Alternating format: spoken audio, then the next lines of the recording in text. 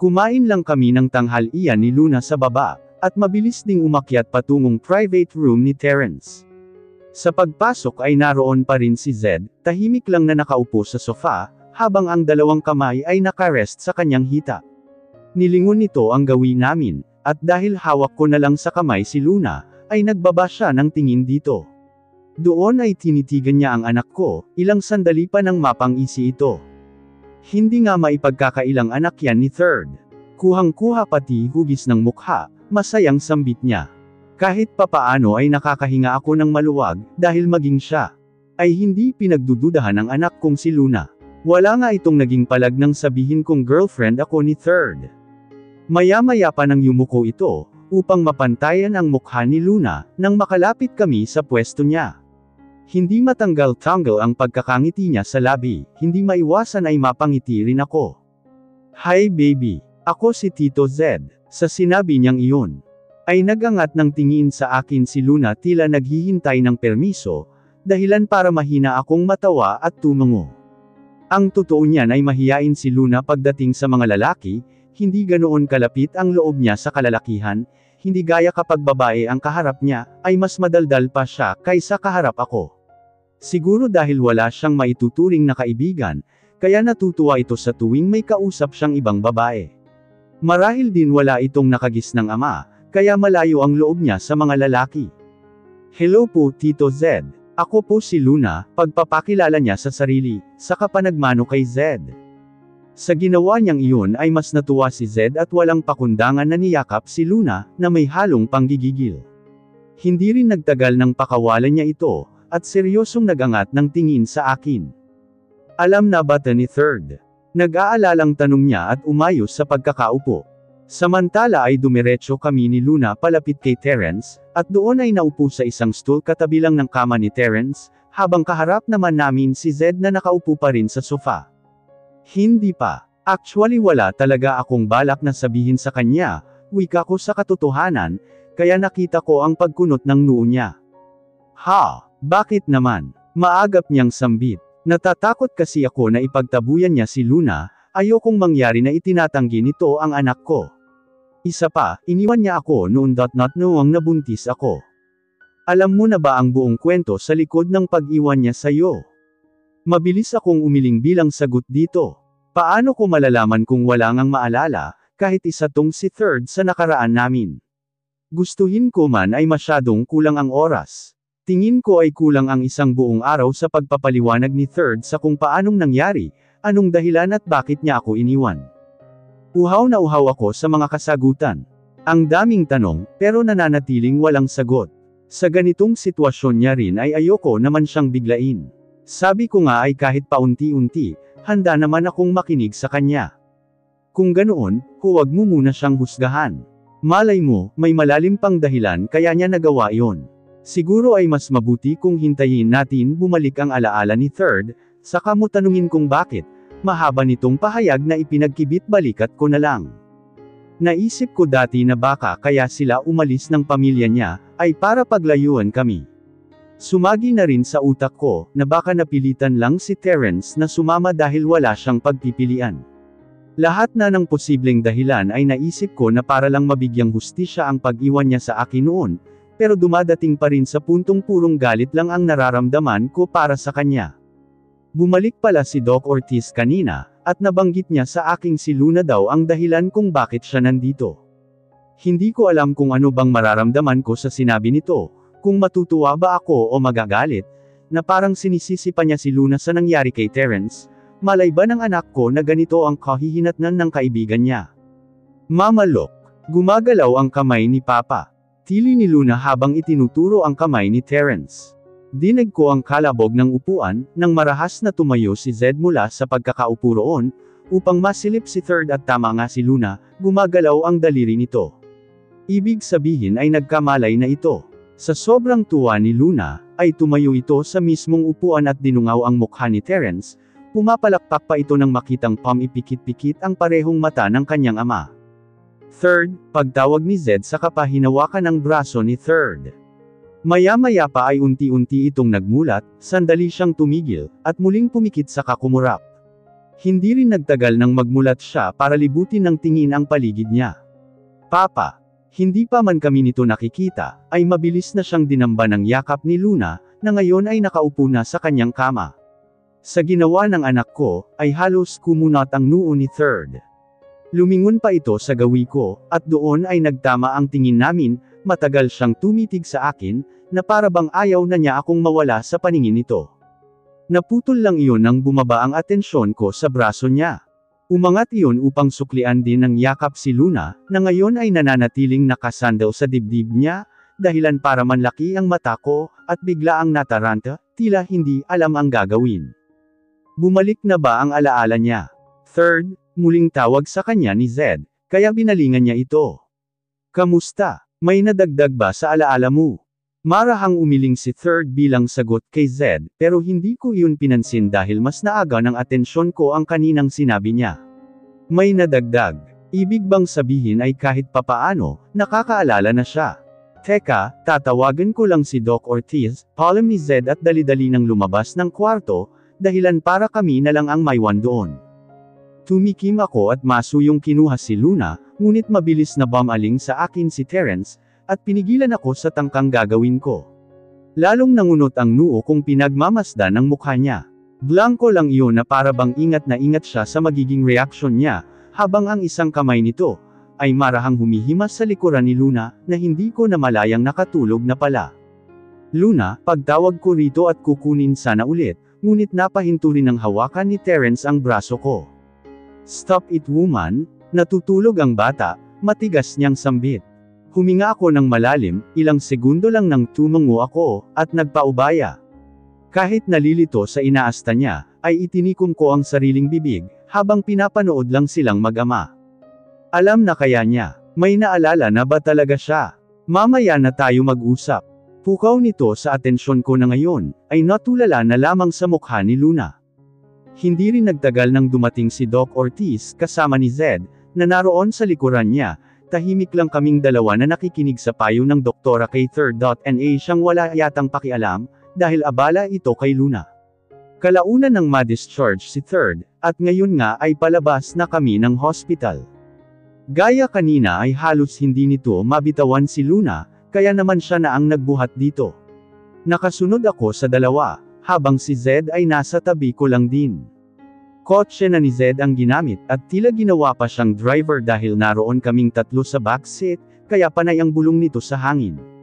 Kunot ang kanyang noo habang pasalit-salit ang tingin niya sa amin ni Terence gamit ang front mirror.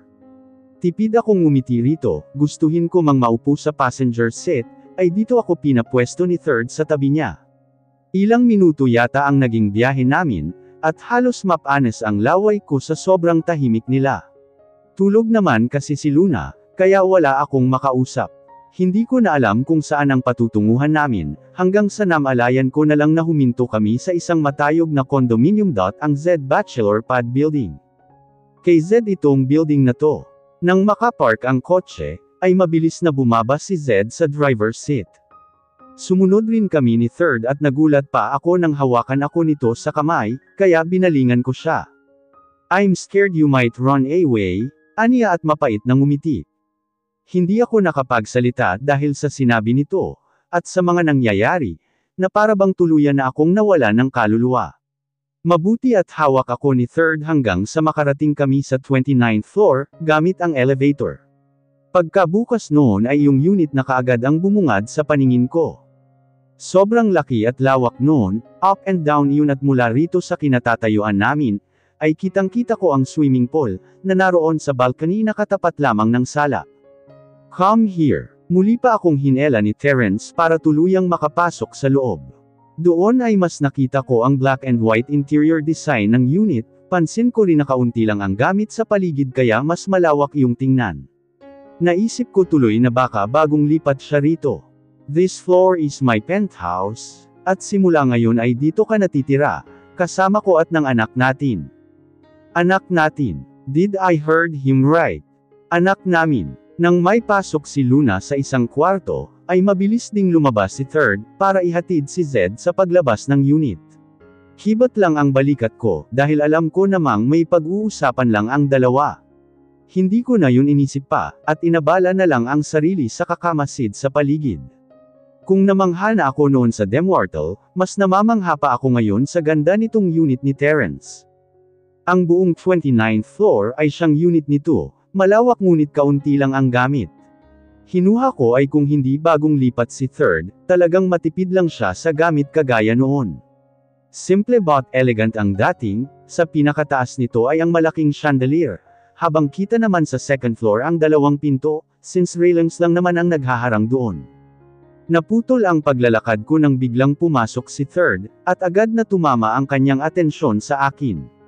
Naging mabilis ang lakad nito palapit sa kinaroroonan ko, animoy may hinahabol. Kahit malakas ang tibok ng puso ko, ay blanko lang ang mukha kong tinitingnan siya, hanggang sa huminto ito sa mismong harapan ko, kaya maagap ko siyang tiningala. Sa sobrang tangkad nito, ay para akong mababalian ng leeg. Sa uri ng paninitig niya, ay tiyak kong lahat ng babae ay pwedeng maakit nito. Third, is more likely a perfect examples of God's favorite, you're not going anywhere, unless kasama mo ako. Okay, baritonong pahayag nito habang mariing tinatitigan ang mukha ko. Huminga ako ng malalim at marahang tumango. Saan pa ba dapat ako pupunta? May naiwan ka pa ba sa Demwartle? Mga gamit na pwedeng kunin. Dugtong niya nang hindi ako magsalita. Sandali akong napaisip. Wala naman kaming masyadong gamit doon, pero kung dito na nga talaga kami manunuluyan ni Luna, paano ang damit at ilang kagamitan namin? Nagpabili na ako sa secretary ko ng damit ninyong dalawa, aniya na para bang nabasa nito ang iniisip ko. May trabaho ka pa ba? Tanong ko bago bumaba ang tingin sa suot nitong business suit. Ano kayang pinagkakaabalahan niya sa buhay? Anong company ang pinapatakbo niya? Bukod pa roon, may girlfriend na kaya siya. Pilit ang sarili nitong napatikhim sa harapan ko, dahilan para magangat ako ng tingin sa kanya. Kung wala lang siguro siyang amnesia, hindi ko na kailangang pigilan ang sarili kong nararamdaman. He looks fine, sobrang gwapo at wala pa ring kupas. Dumagdag pa iyong tindig niya na animoy isang sundalo, na handa kang ipagtanggol at protektahan. Wala sa sariling napangiti ako sa naisip. Mayroon pero bukas na ako papasok. O baka sa sunod na linggo. Ha? Bakit naman? Takang tanong ko, habang nangungunot ang noo. I just wanna be with you, paus ang boses nitong pahayag. Sa narinig ay halos magwala ang puso ko sa sobrang galak, ngunit hindi ko iyon pinakita. Palihim kong kinagat ang pang-ibabang labi, para pigilan ang sarili sa nagbabadyang ngiti. Idamay mo pa ang nakakaliw nitong paninitig, kaya wala sa sariling nag-iwas ako ng tingin. Bilang sagot ay tumango lamang ako rito, at bahagyang naglakad pakanan para itago ang nagkukumahog kong puso. Napahawak ako sa dibdib ko, na ngayon ay halos kumawala na sa katawan ko. For Christ's sake, bakit ba hindi ako masanay-sanay sa pagiging sweet niya? Noon pa man ay ganyan naman na siya, kaya bakit ganito? Hindi pa man ako nakakalayo sa pwesto namin kanina, nang hilahin nito ang siko ko, hindi na rin niya ako hinayaang magsalita nang niyakap na ako nito mula sa likuran, na naging dahilan para manghina ang tuhod ko. With you and our baby Luna, bulong nito sa tainga ko, kaya mas lalong nanindig ang balahibo ko sa batok. Third, sambit ko, animoy hinahabol ang sariling hininga. Masyado na akong kinakapos ng hangin. Naramdaman ko pa ang pagdampi ng labi niya sa leeg ko, dahilan para mariin akong mapapikit, kasabay ng pagkuyam ng dalawang kamao ko, holy. Wala pa sa sariling napahigpit ang kapit ko sa braso nitong nakapulupot sa taas ng dibdib ko, na natitiyak kong ramdam na ramdam niya ang pagririgada ng taksil kong puso. I miss you. Sa narinig ay tuluyan nang umalpas ang luha ko. Hindi ko na kinakaya itong nararamdaman ko, na parang anytime ay babagsak ako. Nanatili akong nakapikit habang ninanamnam ang init ng katawan niya sa likuran ko. I miss you more. I miss the old Terrence. But I actually loving the new him and it's third. Hindi ko man aminin sa sarili at sa harapan niya, pero ang dating pagmamahal ko sa kanya noon, ay naging doble na ngayon, tipong lubog na ako, at hindi ko na kaya pang umahan. So, paano mo ako matutulungan na maibalik ang memorya ko? Pahayag niya kaya napadilat ako. Patago kong pinunasan ang pisngi, saka nangunot ang noo sa narinig. Tanong ko rin yan sa sarili, kaya hindi ko alam kung paano at saan ako magsisimula. Hindi ko naman magawang makapag-isip ng matino, dahil naroon pa rin siya sa likuran ko, mahigpit ang pagkakayapos sa akin, na parang ayaw na akong pakawalan. Isa pa, masyado na akong naliliw sa nararamdaman ko sa likuran ko. Pag-uulit niya na tunog ng aakit sa pandinig ko. Kailan ba siya titigil sa kakaganito niya? Parang gusto ko na lang talaga magpalamon sa lupa, lalo na noong bahagya niyang diniinan ang sarili sa akin. Jesus, spare my life. Third, nanghihina kong pagtawag dito.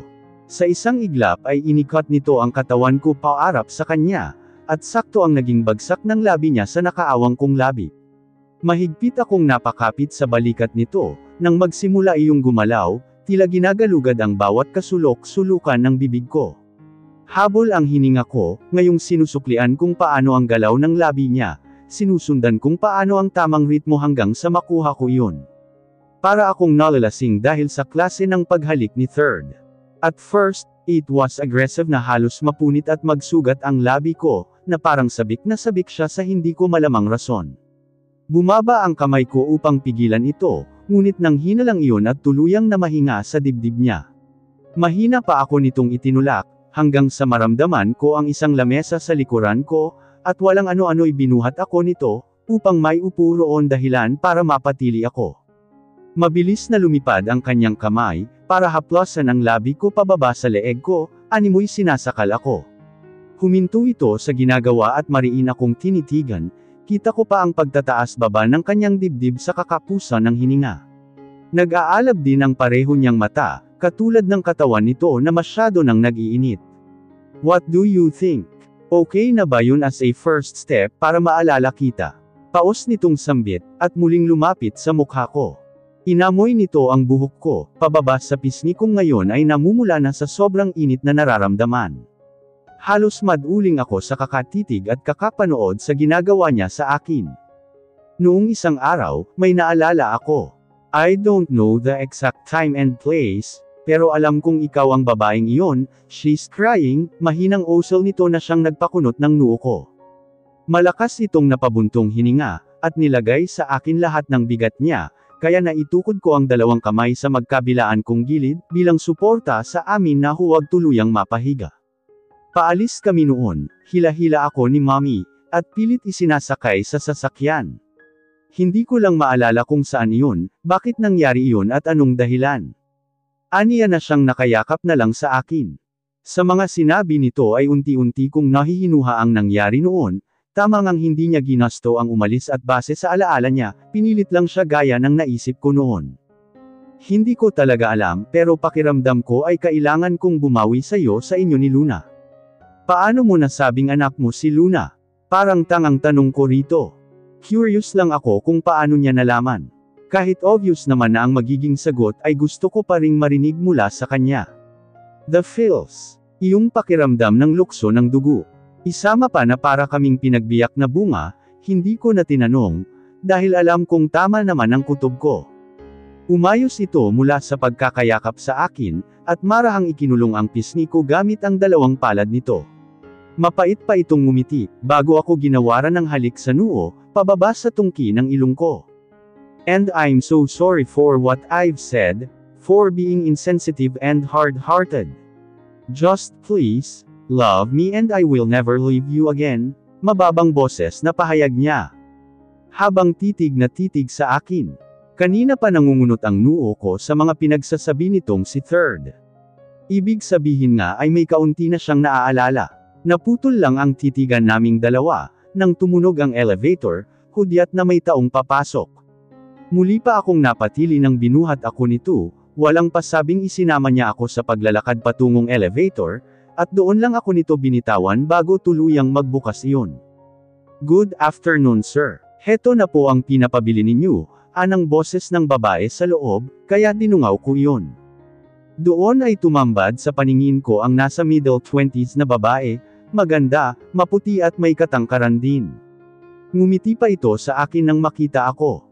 Hello there Miss Beautiful, masayang sambit niya at kumaway pa sa akin. Tangkang magsasalita ako, nang akbayan ako ni Third dahilan para lingunin ko siya, na ngayon ay nakangising nakadungaw sa akin. At sa totoo lang ay kanina pa nagririgidan ang puso ko sa mga galawan nitong si Third. Asawa ko nga pala si Maisha, pagpapakilala niya na naging rason para mahinto ang pag-inog ng mundo ko.